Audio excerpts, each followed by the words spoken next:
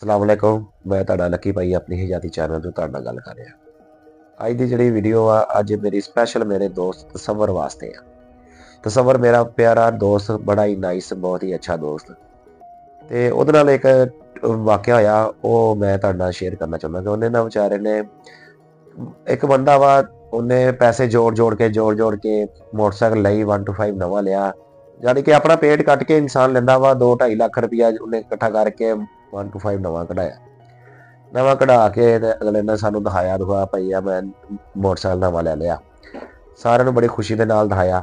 ਲੇਕਿਨ ਕੀ ਵਕਤ ਦੀ ਜਿਹੜੀ ਗੱਲ ਹੁੰਦੀ ਆ ਕਿ ਜੇ ਲੈ ਨੂੰ ਤਕਰੀਬਨ ਥੋੜਾ ਦੇਰ ਹੀ ਹੋਏ ਸੀ, 15-20 ਦੇ ਵਿੱਚ, ਤੇ ਉਹ ਨਾ ਗੱਡੀ ਭਾਈ ਵਾਲੀ ਸਾਈਡ ਤੇ ਜਾ ਰਿਹਾ ਸੀ। ਗੱਡੀ ਭਾਈ ਵਾਲੇ ਜਾ ਰਿਹਾ ਤੇ ਗੱਡੀ ਭਾਈ ਵਾਲੇ ਜਾਂਦੇ ਹੋਏ ਨਾ ਹੋਇਆ ਕਿ ਪਿੱਛੋਂ ਬੰਦੇ ਉਹਦੇ ਆ ਗਏ।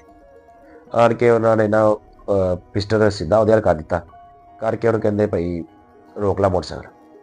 ਉਹਨੇ ਆਪਣੇ ਵੱਲੋਂ ਕੋਸ਼ਿਸ਼ ਕੀਤੀ ਮੋਟਰਸਾਈਕਲ ਥੋੜੇ ਜਿਹੇ ਨਾ ਚਲਾਉਣ ਦੀ, ਤੇਜ਼ ਕਰਨ ਦੀ।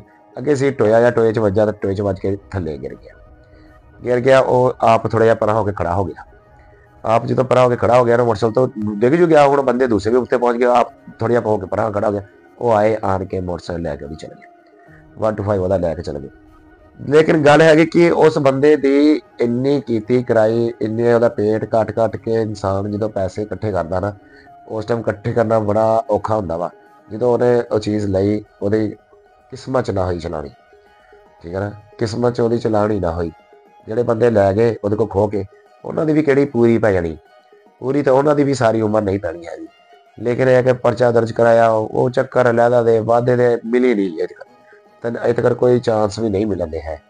ਬਾਕੀ ਇਹ ਹੈ ਕਿ ਵੀਰ ਨੇ ਮਿਹਨਤ ਫਿਰ ਰੱਜ ਕੇ ਕੀਤੀ। ਹੁਣ ਫਿਰ ਉਹਨੇ ਨਵੀਂ ਮੋਟਰਸਾਈਕਲ ਕਢਾਈ, ਲੇਕਿਨ ਹੁਣ ਉਹਨੇ 70 ਕਢਾਈ, 125 ਨੇ ਨਹੀਂ ਕਢਾਇਆ। ਮੁੜ ਕੇ ਨਾ ਉਹਨੇ ਕਿਹਾ ਨਹੀਂ ਬਈ ਉਹ ਮੁਸ਼ਕਲ ਹੋ ਜਾਂਦਾ ਸੰਭਾਲਣਾ। ਤੇ ਬਾਕੀ ਜਿਹੜੇ ਨਾ ਇੱਦਾਂ ਦੇ ਜਿਹੜੇ ਲੋਕ ਆ ਉਹਨਾਂ ਦੀ ਪੂਰੀ ਨਹੀਂ ਪੈਂਦੀ ਹੈਗੀ, ਜਿਹੜੇ ਖੋਹ ਕੇ ਲੈ ਕੇ ਜਾਂਦੇ ਕਿਸੇ ਕੋਲ। ਲੇਕਿਨ ਗੱਲ ਹੈਗੀ ਹੈ ਕਿ ਵੀਰ ਕੋ ਫਿਰ ਆ ਗਈ। ਚਲੋ ਮੁਸ਼ਕਲਾਤ ਹੋ ਗਈ, ਪਰੇਸ਼ਾਨੀਆਂ ਹੋਈਆਂ, ਲੇਕਿਨ ਉਹਨੇ ਲੈ ਲਈ, ਠੀਕ ਹੈ ਨਾ। ਬਾਕੀ ਦੁਆਵਾਂ ਯਾਦ ਰੱਖਿਓ। ਬੜੀ ਮਿਹਰਬਾਨੀ। ਅੱਲਾਹ ਹਾਫਿਜ਼।